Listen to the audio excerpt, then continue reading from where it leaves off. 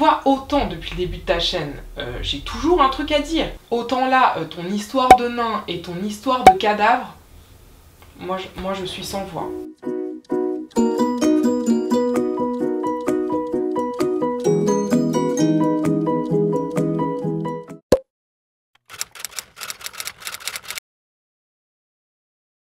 L'exposition Our Body est une exposition dont on a beaucoup entendu parler et dans laquelle l'artiste met en scène des cadavres humains plastinés dans différentes scènes de la vie quotidienne ou dans leurs pratiques sportives, etc. Donc, quand vous allez voir cette exposition, vous voyez un cadavre en train de jouer au basket, un cadavre en train de jouer aux échecs, et même si vous avez de la chance, vous voyez un cadavre avoir des relations sexuelles avec un autre cadavre. Ah! Cette exposition, qui a été autorisée dans d'autres pays du monde, a finalement été interdite par la justice française, qui a considéré qu'elle était contraire au respect dû au cadavre.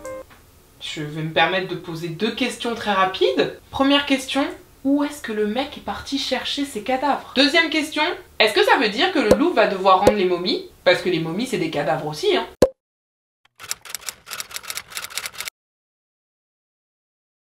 Le lancer de nain, c'est un peu le même principe que le lancer de poids, mais avec un nain. Je me permets juste de te rappeler qu'on dit personne de petite taille ou personne atteinte de nanisme, mais qu'on dit pas nain. C'est une pratique qui nous vient directement des pays anglo-saxons et qui consiste, comme son nom l'indique, à prendre un nain et à le projeter soit sur une cible, soit à essayer de le jeter le plus loin possible. Et un homme avait décidé d'ouvrir sa petite entreprise de lancer de nains en France. Il proposait donc ses services à des boîtes de nuit dans lesquelles les personnes avaient la possibilité de le jeter contre rémunération. Et les juges ont considéré qu'un maire avait tout à fait le droit d'interdire ce type d'activité sur sa commune, considérant qu'elle pouvait être regardée comme contraire à la dignité de la personne humaine. On a interdit juste aux nains de faire du lancer de nains, ou on a interdit aux êtres humains de faire du lancer d'êtres humains. Parce que si tous les autres êtres humains ont le droit de se faire lancer, mais que le nain, lui, a pas le droit de se faire lancer, ça veut dire que tu dis au nain qu'il n'est pas comme les autres gens. Donc tu discrimines.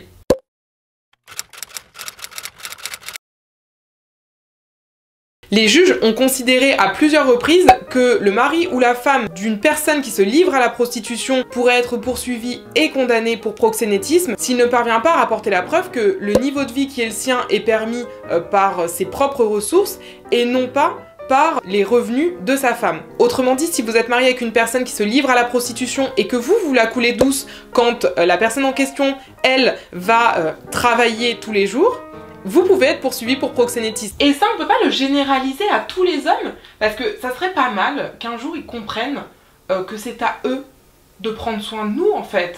Non, parce que évidemment, je suis féministe, hein. Mais bon, je suis surtout une princesse.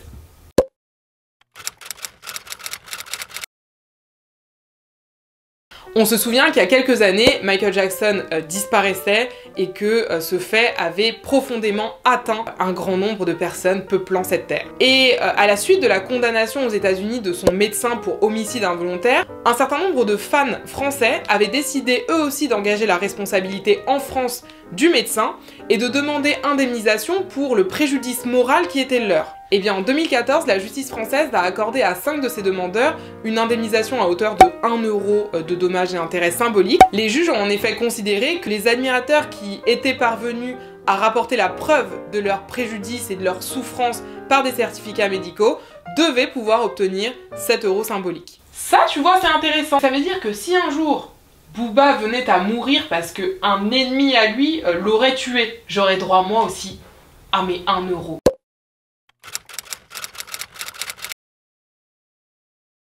Si quelqu'un tue votre animal, vous avez évidemment droit à la réparation de la valeur de votre animal. Si votre animal c'était un chat de race ou un chien de race, vous aurez droit à indemnisation à hauteur de sa valeur. Si c'est un chat de gouttière, bon, ça sera un petit peu plus compliqué, mais il a quand même une valeur en tant que tel. Au-delà de cette indemnisation matérielle, vous avez aussi droit de demander une indemnisation pour le préjudice moral du fait de la perte de votre animal de compagnie qui peut-être pour vous est votre meilleur ami. Je m'adresse donc solennellement à ceux qui détiennent mon mouton junior depuis plus d'1 an. Vous avez vu ce qui vous arrivera si vous lui faites le moindre mal.